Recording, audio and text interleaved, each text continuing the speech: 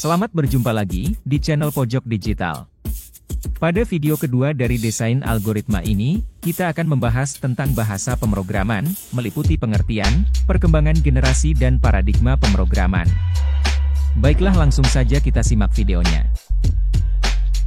Mendengar tentang komputer bukan suatu hal yang baru dan asing bagi kita. Saat ini komputer sudah menjadi bagian penting dalam menjalankan aktivitas keseharian manusia, termasuk dalam dunia pendidikan. Tapi tahukah kamu bahwa komputer itu hanyalah sebuah benda dan tidak akan berguna tanpa ada yang menginstruksikan atau memprogramnya? Memprogram artinya kita melakukan sebuah proses untuk bisa berkomunikasi dengan komputer.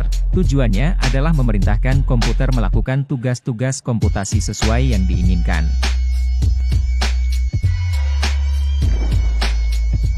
Sekarang mari kita bedakan istilah program dan bahasa pemrograman. Program secara sederhana adalah implementasi algoritma yang ditulis dalam bahasa pemrograman, sedangkan bahasa pemrograman itu sendiri merupakan kumpulan perintah-perintah dalam format atau syntax yang dapat dibaca oleh komputer. Berikut ini adalah perkembangan generasi bahasa pemrograman. Generasi pertama dikenal dengan generasi bahasa mesin. Pada generasi ini baru menggunakan bilangan biner 0 dan 1. Generasi kedua, yaitu generasi assembly language, sudah menggunakan bahasa rakitan.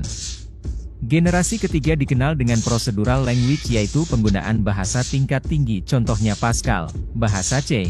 Generasi keempat yaitu generasi non-procedural, lebih pada oriented language seperti Skeletor, Delphi, dan terakhir generasi kelima yaitu generasi artificial language.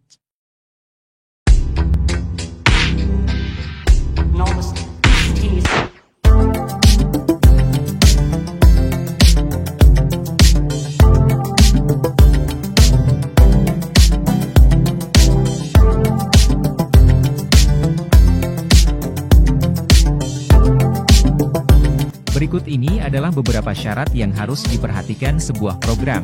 Yang pertama adalah valid, artinya sebuah program memberikan data atau informasi yang benar. Kedua, sebuah program harus easy atau mudah digunakan.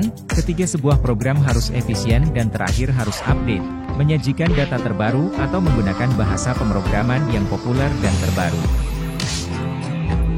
Paradigma dalam pemrograman, prosedural, bahasa ini lebih mengkonstruksikan program dari struktur data dan algoritma. Fungsional. Fungsional didasari konsep pemetaan dan fungsi pada matematika, tidak mempermasalahkan struktur data. Deklaratif. Bahasa ini mengkonstruksikan program dari kumpulan fakta dan aturannya. Sedangkan paradigma objek-oriented, mengkonstruksikan program dari objek-objek dalam ruang lingkup masalahnya.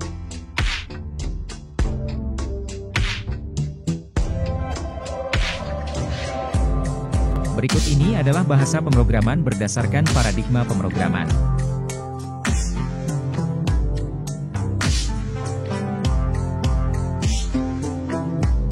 Berikutnya akan ditampilkan beberapa penulisan dari beberapa bahasa pemrograman. Tapi tunggu dulu, setelah contoh-contoh penulisan, rekan saya Anissa akan mendemokan bagaimana cara membuat notasi flowchart menggunakan salah satu aplikasi diagram. Jadi terus simak videonya sampai akhir.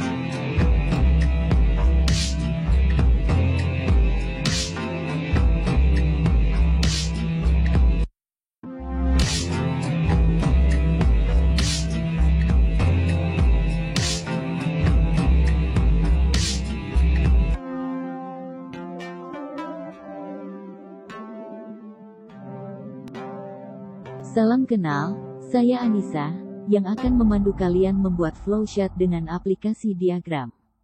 Sebelum ke materi implementasi algoritma dengan bahasa pemrograman, kalian harus bisa membuat notasi flowchart dengan sebuah aplikasi. Kali ini saya akan demokan menggunakan aplikasi diagram UML. Langkah pertama, silahkan buka aplikasi UML-nya yang sudah diinstal. Jika kalian belum punya programnya, silahkan download linknya, ada di deskripsi. Pilih menu model, add diagram, lalu pilih flowchart diagram. Kali ini saya akan membuat flowchart dua segitiga. Pilih simbol terminator untuk mulai atau start, kemudian pilih simbol data untuk input nilai alas dan tinggi. Kemudian kita hubungkan dengan garis flow.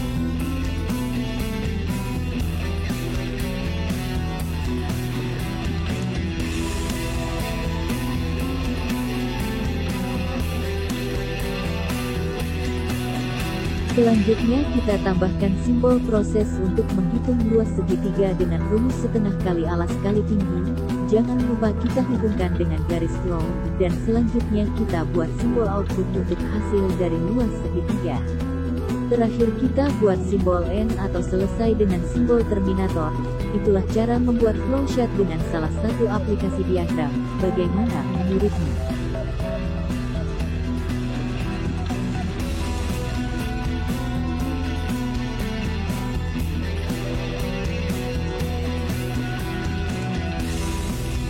Kemudian, langkah terakhir untuk menyimpan gambar flowchart-nya, yaitu pilih menu File, kemudian pilih Export Diagram As, kemudian pilih salah satu PNG atau JPEG, lalu simpan.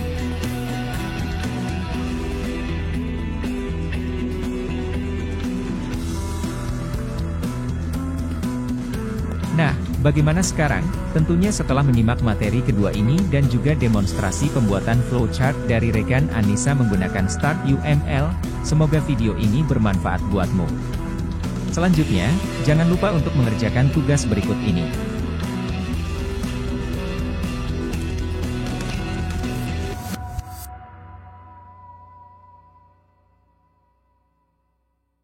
Terima kasih sudah menonton video ini. Jangan lupa klik tombol like, komen, dan subscribe. Sampai jumpa pada video selanjutnya.